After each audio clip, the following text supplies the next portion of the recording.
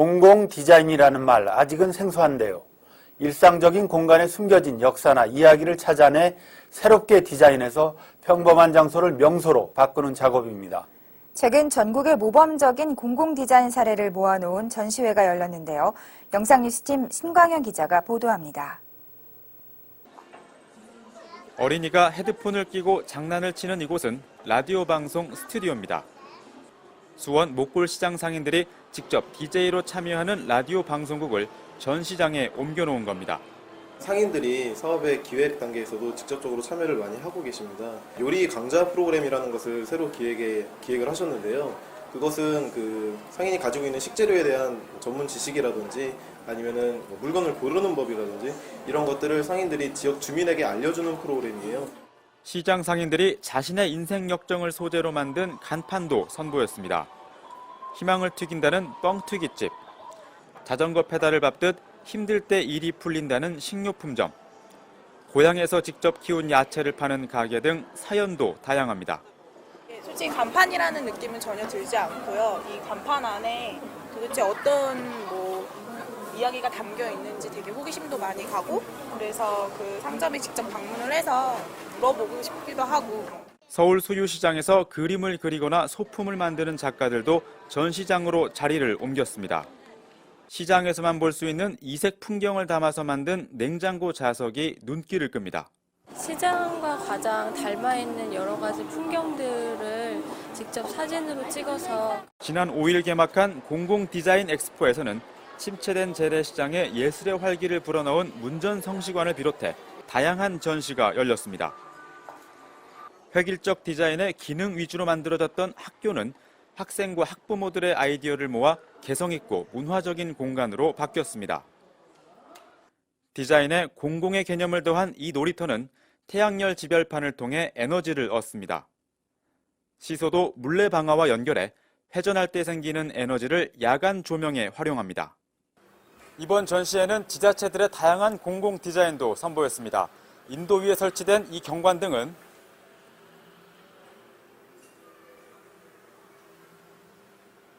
시민들이 색상과 밝기를 직접 조절할 수 있습니다. 서울 금천구는 건물을 지을 때 공공 목적으로 비워두는 공간을 합쳐서 시민 휴식 공간으로 만들고 경관등을 설치할 계획입니다. 공공 디자인을 하면은 우리 주민들이 우선 행복해지고 나아가서는 그 지역 경제가 살아납니다. 이런 예는 저 유명한 스페인의 빌바오를 비롯해서 우리나라도 이제 부산의 광복동 등등 아주 사례가 많이 있고요.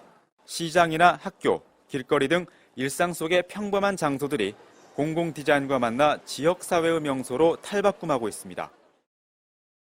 우리 생활 주변 곳곳이 디자인으로 색다르게 변하는 모습을 살펴보았습니다.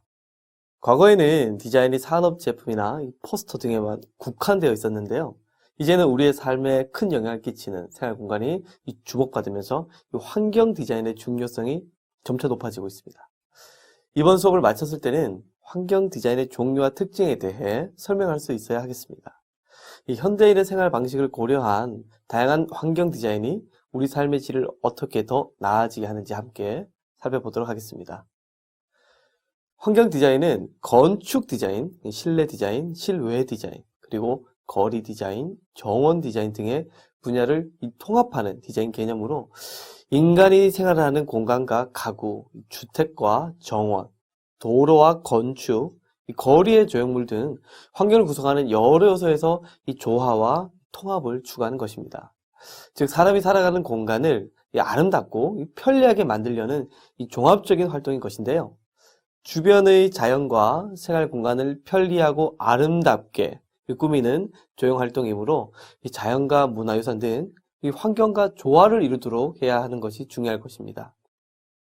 이 환경 디자인에는 도시 환경 디자인, 이 조형물 디자인, 이 디스플레이 등도 포함이 되는데요. 포괄적 의미에서 환경 디자인에서 어떤 무대는 인간이 생활하는 장소이고 또 일부 예술가나 특정한 인간이 만드는 것이 아니라 사람들이 살아가면서 자연스럽게 호흡하고 만들어지는 그런 예술의 형태인 것입니다. 자, 개념 정리를 해보겠습니다. 네, 실내 디자인은 인간의 행동 양식을 고려해서 생활 환경을 쾌적하게 하는 디자인인데요. 가정 환경을 예로 들자면 이 방은 아늑하고 부엌은 깨끗하며 청결하게 꾸미는 활동이 되겠고요. 일을 하는 사무실 환경을 디자인할 때는 일의 능률과 정서적 안정감을 고려해서 이 디자인을 해야 되겠습니다. 실외 디자인은 학교, 건물벽, 공원 등을 각각의 기능에 맞게 자연과의 조화를 생각해서 능률적으로 꾸미는 디자인을 말하고요. 앞서 영상으로 봤던 공공 디자인은 많은 사람이 함께 사용하는 공간에 설치되는 조형물을 통칭하는데요. 이 거리의 벤치나 가로등과 같은 작은 것에서부터 안팎의 경계인 건물의 외벽과 교량, 공원 또는 도시 환경 전체를 포괄하는 개념이기도 합니다. 공공 디자인의 예로서 스트리트 퍼니처와 슈퍼 그래픽이 있는데요. 조영철 조각가의 작품 사려 깊은 고양이에 앉아있는 아이들이 무척 즐거워 보입니다. 이 번화한 문화 공간 앞에 작품을 설치해서 이 사람들과의 어떤 소통을 도모하고자 하는 스트리트 퍼니처 작품입니다. 또 기하학적인 형태를 한 나무 벤치도 이 거리의 분위기를 한층 돋보이게 하는 스트리트 퍼니처 작품인데요.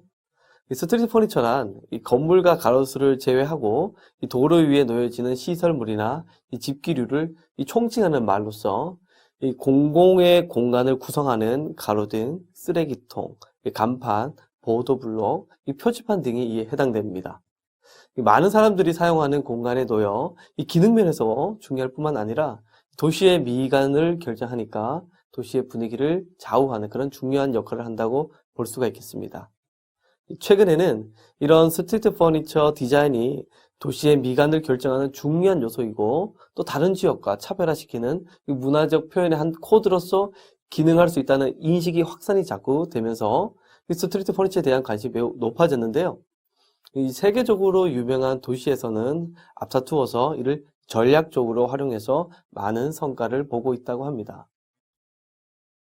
또 슈퍼 그래픽은 환경 개선이나 광고 효과를 목적으로 건물의 벽면이나 설치물 전체를 덮을 만큼 거대한 크기로 제작되는 디자인을 말하는데요. UEFA 챔피언스 리그를 기념해서 이 골키퍼 페트르체흐의 이미지를 대관람차에 설치한 슈퍼 그래픽이 되겠습니다.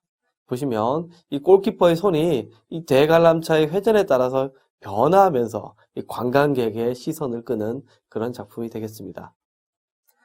이번 시간에는 우리의 삶과 생활 공간에 큰 영향을 끼치는 환경 디자인과 실내 디자인, 그리고 실외 디자인, 공공 디자인과 스트리트 퍼니처, 그리고 슈퍼 그래픽과 같은 환경 디자인의 여러 종류에 대해서 살펴보았습니다. 여러분들도 주변 환경과 이를 개선할 수 있는 방법에 대해 함께 고민해 보고요. 또 우리가 살아가는 공간을 아름답고 또 편리하게 만들 수 있기를 바라겠습니다.